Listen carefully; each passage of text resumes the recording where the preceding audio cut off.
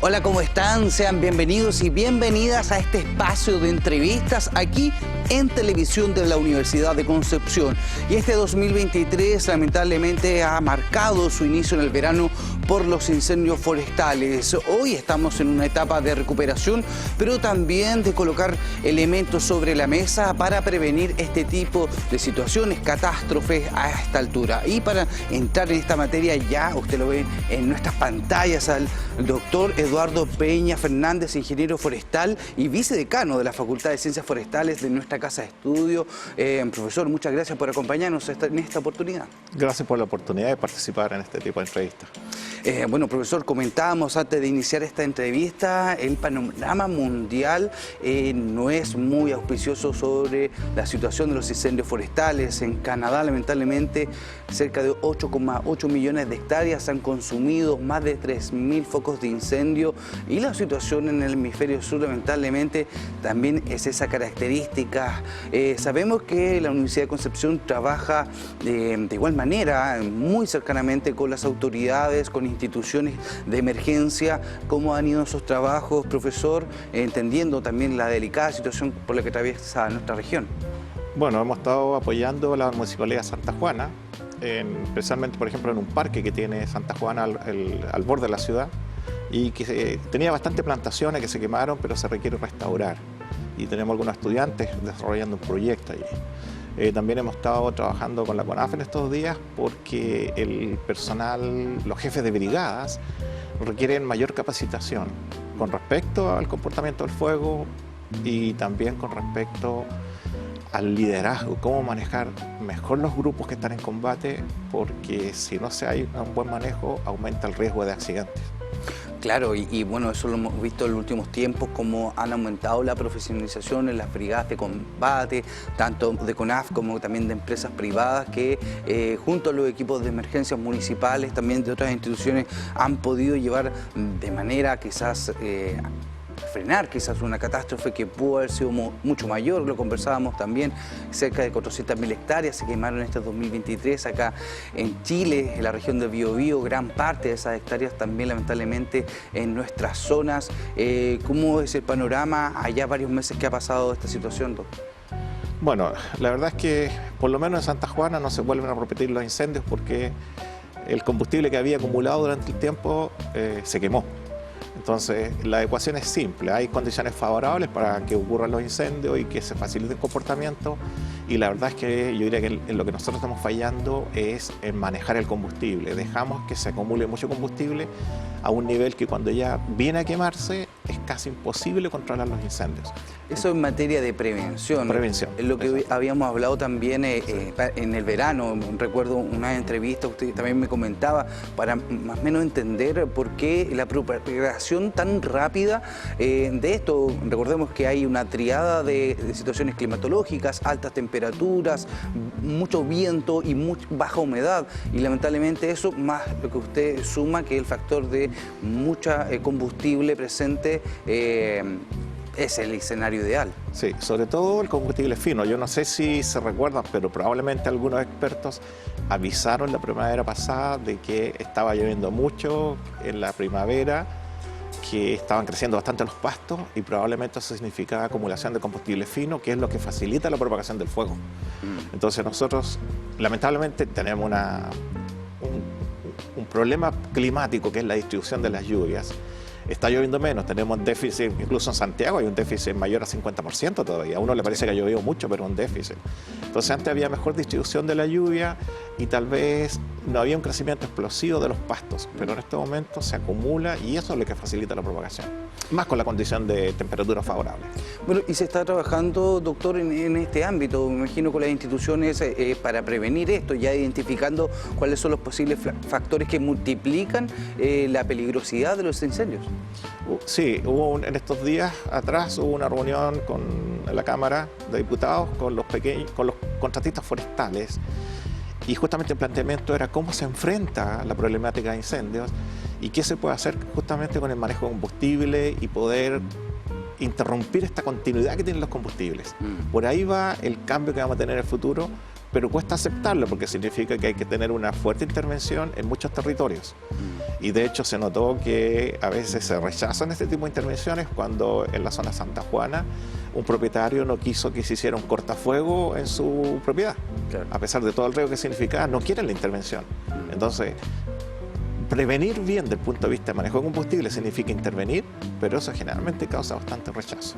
Claro, entonces, por lo que se desprende de eso, se necesita un trabajo más integral, un trabajo con una comunicación con las comunidades, con los propietarios y propietarias de estos terrenos, porque, claro, hay muchas partes involucradas, profesor, pero todos tenemos que ceder en un punto. Nadie quiere pasar otro verano respirando humo. Claro, es que yo diría que lo que nos falta es, en el fondo, influir en el conocimiento de la comunidad. Perfecto.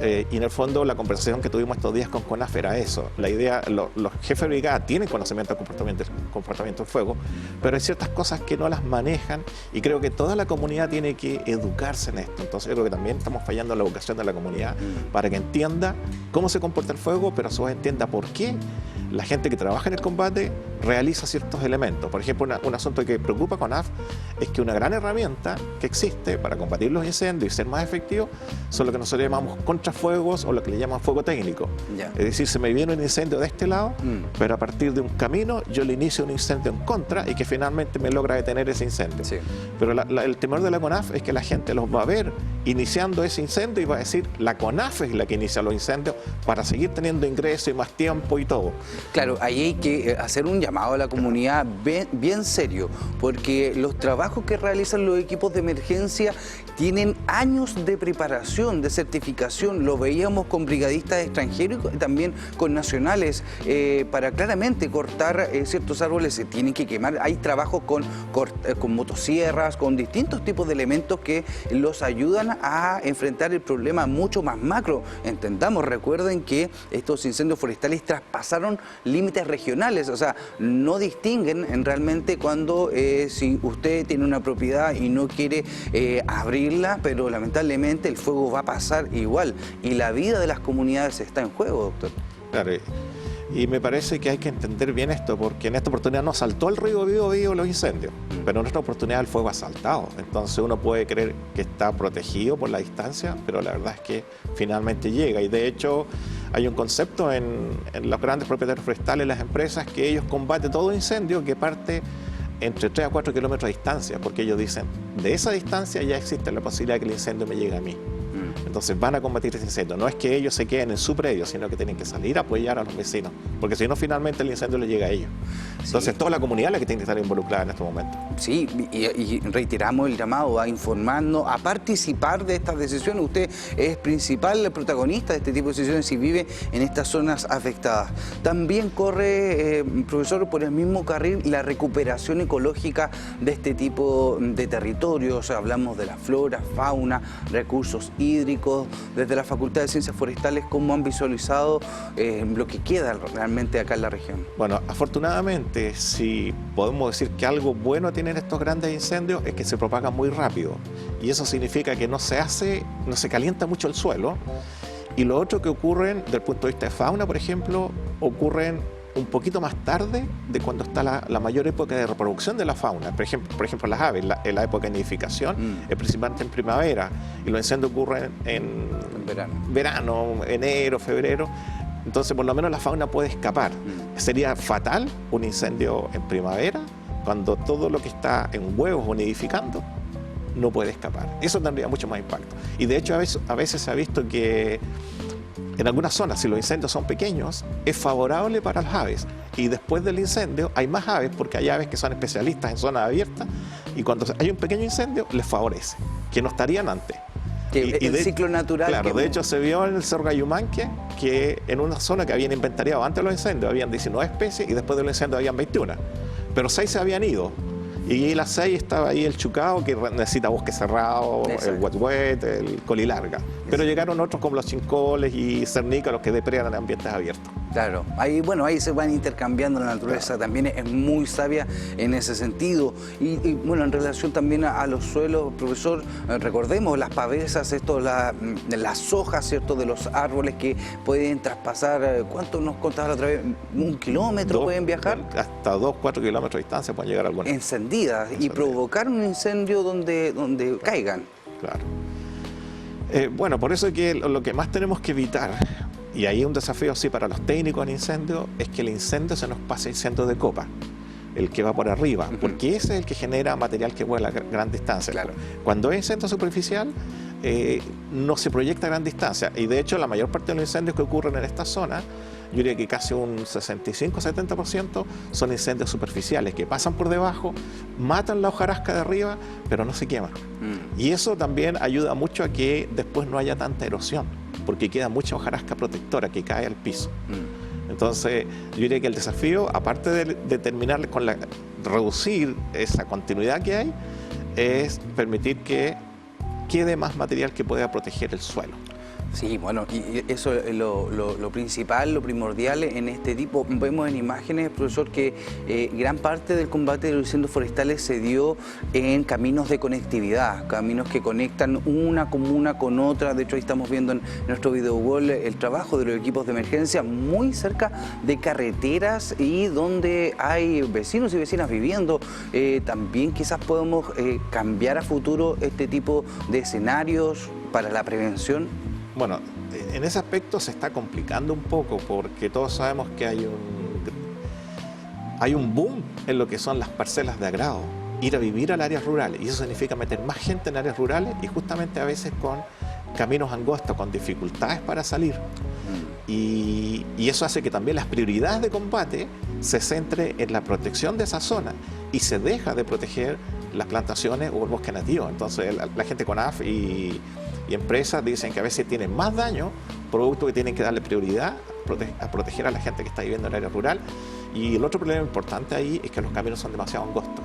Entonces es difícil el escape y es difícil el ingreso a combatir. Y la efectividad en el combate de incendio, o en el control de incendio, mejor dicho, es la accesibilidad. Si no hay accesibilidad, no se pueden controlar los incendios.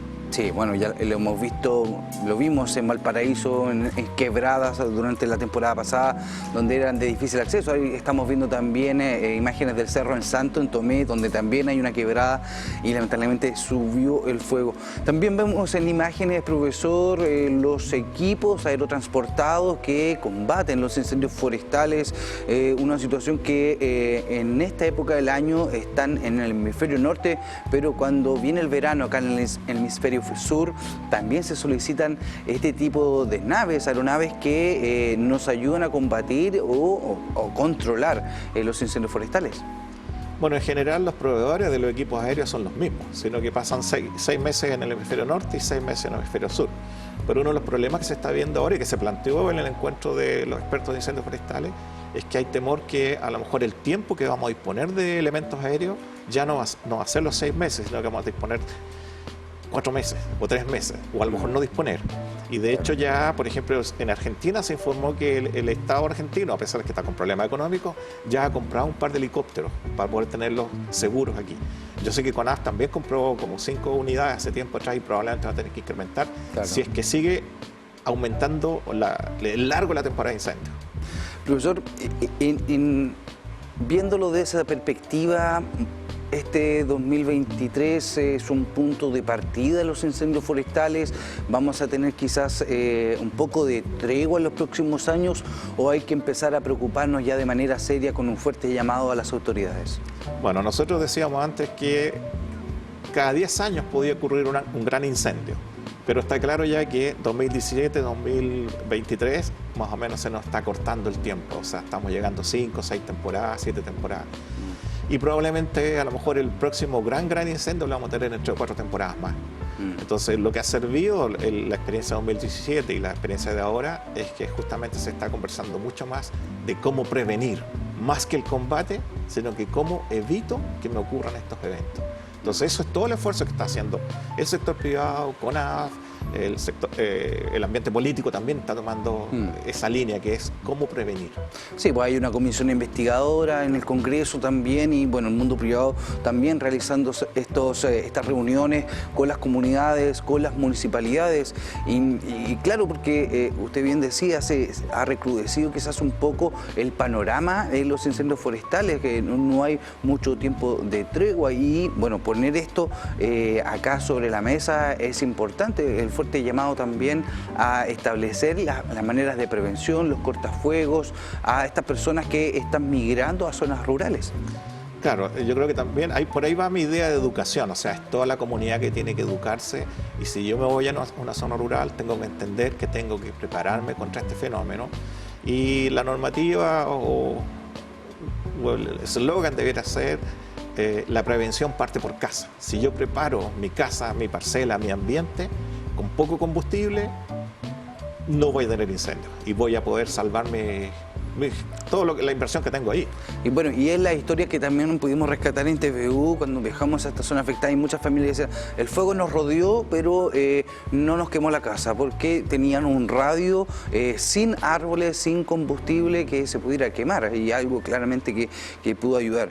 Y frente al otro eje que también lamentablemente nos norma hoy, profesor, es la crisis climática, las altas temperaturas en ciertos sectores del mundo, las bajas en otros, y no hace mucho en Angola marcaba la temperatura en la noche de 39,4 grados Celsius, una temperatura muy alta para que es en la noche en el centro del continente africano.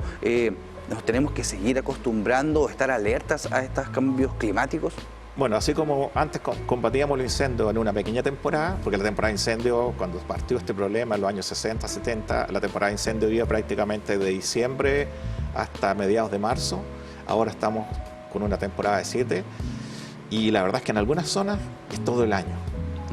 Y además nosotros combatíamos los incendios de forma muy intensiva durante el día, y hacíamos la noche no es problema porque baja la temperatura, aumenta la humedad y no se propagan, pero justamente la información que estaba entregando CONAF también indica que en la noche es la misma temperatura y el comportamiento es casi similar al día, así que el problema de propagación es casi las 24 horas. Y ahí tiene que haber un cambio, efectivamente, cómo reducir y evitar el combustible que nos causa esta tragedia. Claro, entender para todos y todas, porque todos estamos involucrados en esto, entender que, claro, si antes, como usted bien decía, en la noche bajaba la temperatura, acá en las zonas costeras aumenta mucho la humedad, y de esa manera se podían combatir de mejor forma los incendios forestales. Hoy, 2023, el panorama es muy distinto. Así también lo hacían ver brigadistas españoles que estuvieron en el 2017 acá combatiendo, ayudando, ¿cierto?, a los incendios forestales en Penco, en las zonas muy afectadas, y claro, establecían de que hoy el clima también tiene una situación que tampoco da tregua. Sí, y la verdad es que los brigadistas españoles, una de las cosas que lo comentaron y les impresionó fue la cantidad de combustible que aquí existe. Ellos dicen, los bosques nuestros son más abiertos, y aquí es impresionante, no se puede combatir el fuego habiendo condiciones favorables.